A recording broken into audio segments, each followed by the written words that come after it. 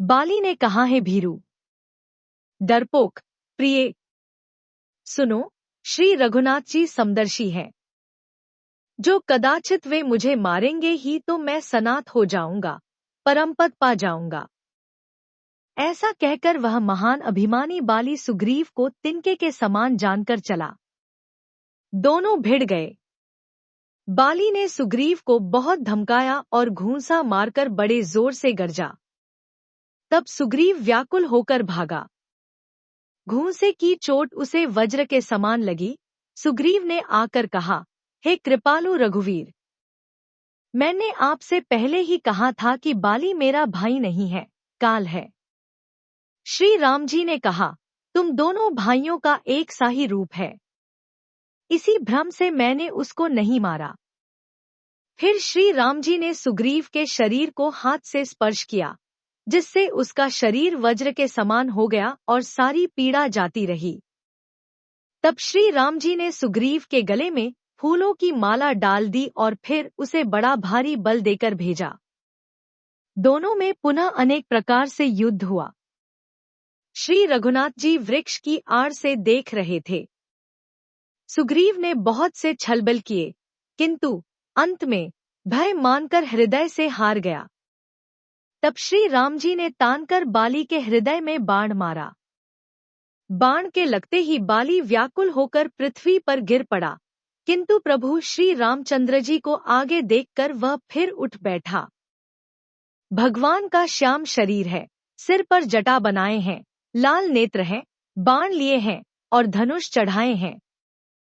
बाली ने बार बार भगवान की ओर देखकर चित्त को उनके चरणों में लगा दिया।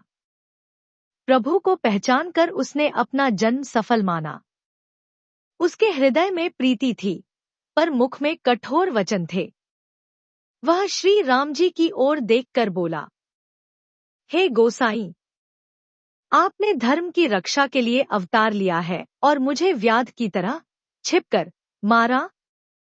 मैं बैरी और सुग्रीव प्यारा? हे नाथ, किस दोष से आपने मुझे मारा? श्री राम जी ने कहा, हे मूर्ख, सुन, छोटे भाई की स्त्री, बहन, पुत्र की स्त्री और कन्या ये चारों समान है। इनको जो कोई बुरी दृष्टि से देखता है, उसे मारने में कुछ भी पाप नहीं होता। हे मूढ़, तुझे अत्यंत अभिमान है। तूने अपनी स्त्री की सीख पर भी कान, ध्यान नहीं दिया। सुग्रीव को मेरी भुजाओं के बल का आश्रित जानकर भी अरे अधम अभिमानी, तूने उसको मारना चाहा। बाली ने कहा, हे श्री राम जी, सुनिए स्वामी, आप से मेरी चतुराई नहीं चल सकती। हे प्रभो, अंतकाल में आपकी गति शरण पाकर मैं अब भी पापी ही रहा। बाली की अत्यंत कोमल वाणी सुनकर श्री राम जी ने उसके सिर को अपने हाथ से स्पर्श किया और कहा, मैं तुम्हारे शरीर को अचल कर दूं, तुम प्राणों को रखो। बाली ने कहा, है कृपानिधान, सुनिए, मुनिगण जन्म जन्म में, प्रत्येक जन्म में अनेकों प्रकार का साधन करते रहते हैं, फिर भी अंतकाल में उन्हें राम नहीं कहता, उनके मुख से राम नाम नहीं निकलता। जिनके नाम के बल से शंकर जी काशी में सबको समान रूप से अविनाशिनी गति मुक्ति देते हैं, वह श्री राम जी स्वयं मेरे नेत्रों के सामने आ गए हैं। हे प्रभो, ऐसा संयोग क्या फिर कभी बन पड़ेगा? श्रुतियां नेति नेति कहकर निरंतर जिनका गुणगान करती रहती हैं, तथा प्राण और मन को जीतकर एवं इंद्रियों को विषयों के रस से सर्वथा नीरस बनाकर मुनिगण ध्यान में जिनकी कभी क्वचित ही झलक पाते हैं, वे ही प्रभु आप साक्षात मेरे सामने प्रकट हैं। आपने मुझे अत्यंत अभिमानवश जानकर यह कहा कि तुम शरीर रख लो, परंतु ऐसा मूर्ख कौन होगा जो हठपूर्वक कल्पवृक्ष को काटकर उससे बबूर के बाढ़ लगाएगा, अर्थात पूर्ण काम बना देने वाले आपको छोड़कर आपसे इस नश्वर शरीर की रक्षा चाहेगा। हे नाथ, अब मुझ पर दया दृष्टि कीजिए और मैं जो वर मांगता हूँ उसे दीजिए।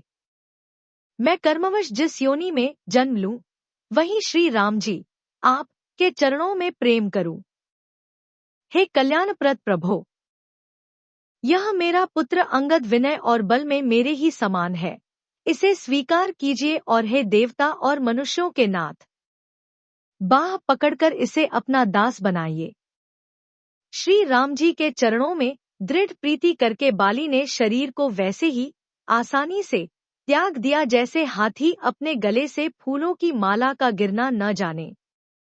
श्री रामचंद्र जी ने बाली को अपने परम धाम भेज दिया।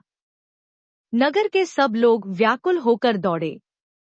बाली की स्त्री तारा अनेकों प्रकार से विलाप करने लगी। उसके बाल बिखरे हुए हैं और देह की संभाल नहीं है।